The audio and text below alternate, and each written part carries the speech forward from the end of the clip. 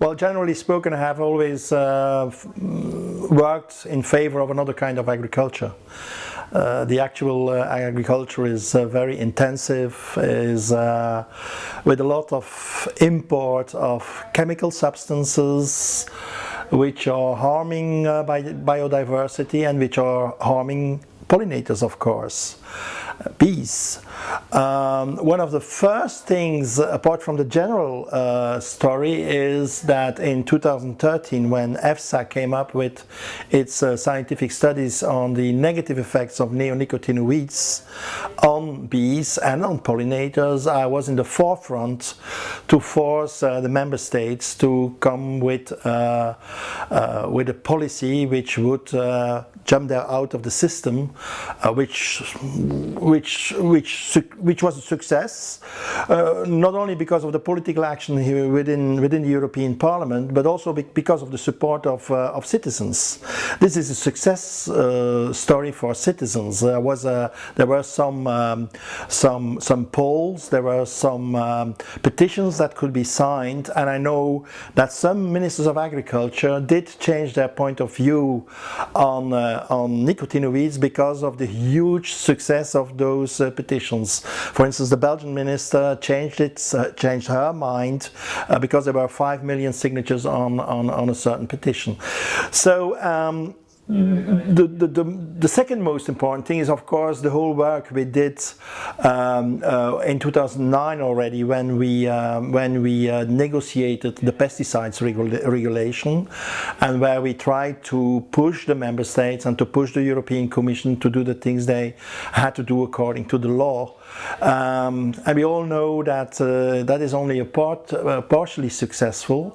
That is why also in our fight on the reauthorization of glyphosate, and we saw what was happening with the big lobbies and the manipulation of data, that I became very much involved in the whole pesticide story and in making the whole decision-making process much more transparent, much more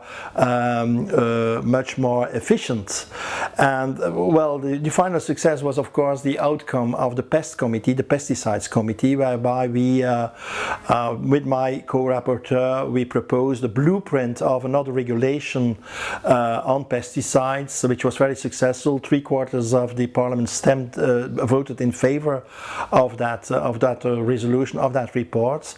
And I think, well, already the first action coming out of the result of that report is now the work we do on the document on bee guidance in the permanent committee on food and feed, and the pressure we put on the member states and also on the Commission to have a very strong bee guidance document. I think it is much needed to support pollinators, to have a real policy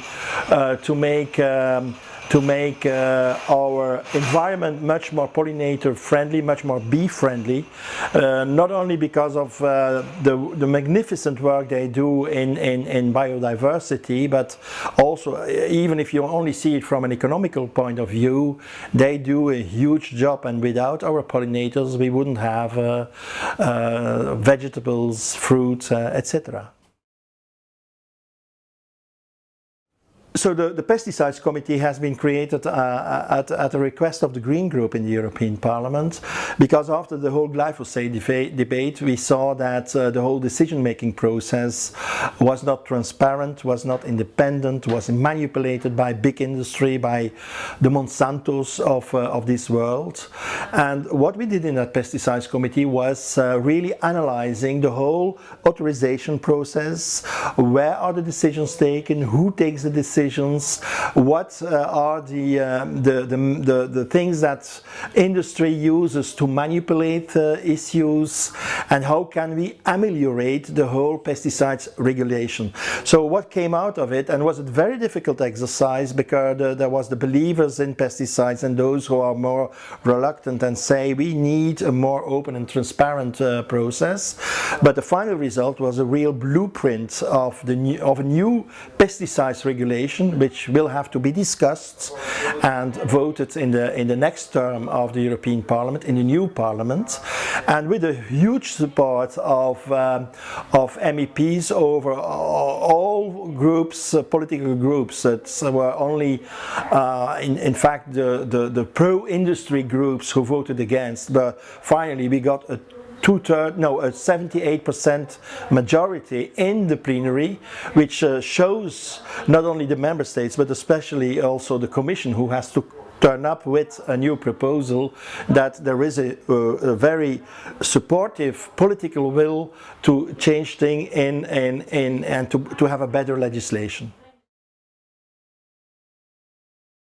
In all votes there are good and there are bad things, but generally spoken I think what came out of the Agricultural Committee of the Parliament is far away from what we as Greens or as ecologists want. It is still going in the same direction, not into another kind of agriculture which should be agroecology and not intensive farming, not an agriculture based on exporting foods. There's still not enough things to have a more just distribution of the funds we spend on agriculture, funds which I think are needed. I'm not against spending 0.40% of the European budget into agriculture, because agricultural policy is in one or another way defense policy. A continent has to be able to produce its own food in a safe way with an income for its farmers, and I think the necessary steps have not been taken by the Agricultural Committee. They did not take into account neither the very nice advice report of the Committee of Environment. We will not go into plenary with this result. This will be for the next Parliament, and I hope we can still change things, and that also in the negotiations with the Member States we can really build on a new kind of agriculture that is into sound farming, into biodiversity, into a good income for farmers, and with a trust of consumers into what is happening in the agricultural and food policy, because we have to change the agricultural policy into a real food policy, whereby not only agricultural ministers are making the decisions, or not only the Agricultural Committee of the European Parliament makes the decision, but where also the Trade Committee, the trade ministers are involved, the consumers, the Environmental Committee, whereby all pieces of a food policy are involved, and so that we have a more holistic approach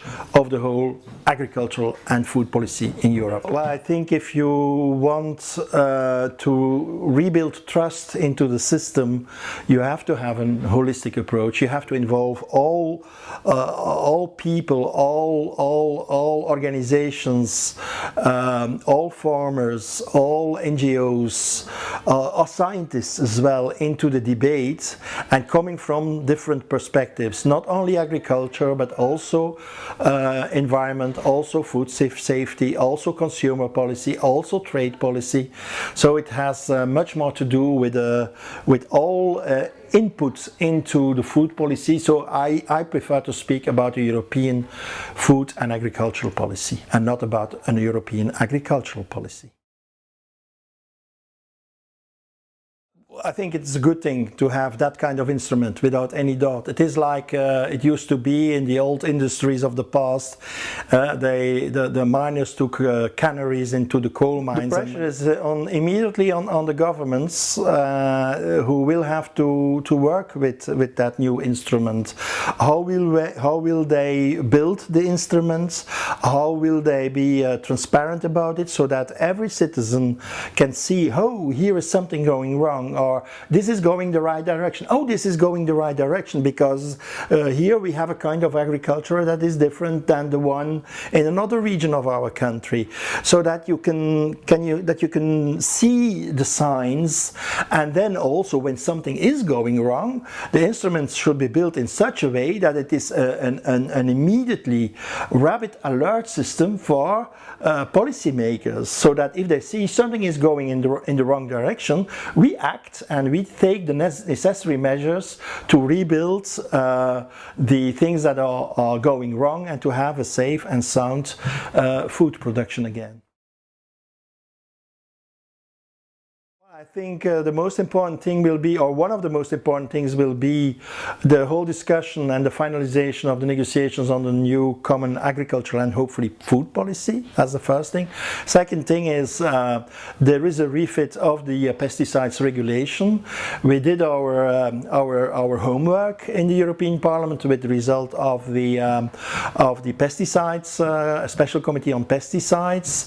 So at the moment that the new Commission will turn up with a proposal to change the pesticides regulation of 2009, I think we will have to invest a lot of our time and energy in negotiating the new regulation, in ameliorating the proposals probably of the Commission, and we still will have to fight to really ban certain kinds of pesticides that are really and proven harmful for our pollinators and our bees.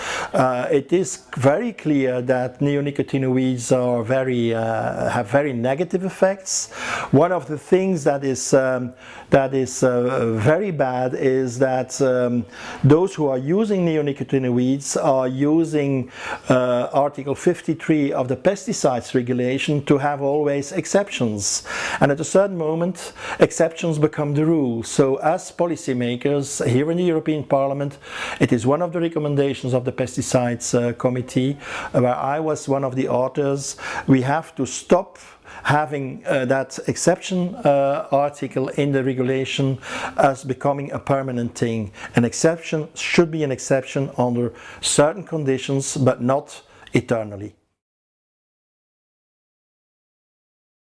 That might be true now, but if we come with a new regulation, with new articles, we can be more specific, and there are certain recommendations of the Special Committee on Pesticides of the Parliament to work on that and to assure that that the Member States act according to how they should act. And of course that is what I do in my political work. I do my work here in the European Parliament, but I have permanent connections with my colleagues in the national and regional parliaments of Belgium, so that they question their ministers, that they put political pressure within the Belgian member states. So I will certainly work together with my colleagues in the Romanian parliament in order to push them to question the local government to do the right things and assure a real future for pollinators.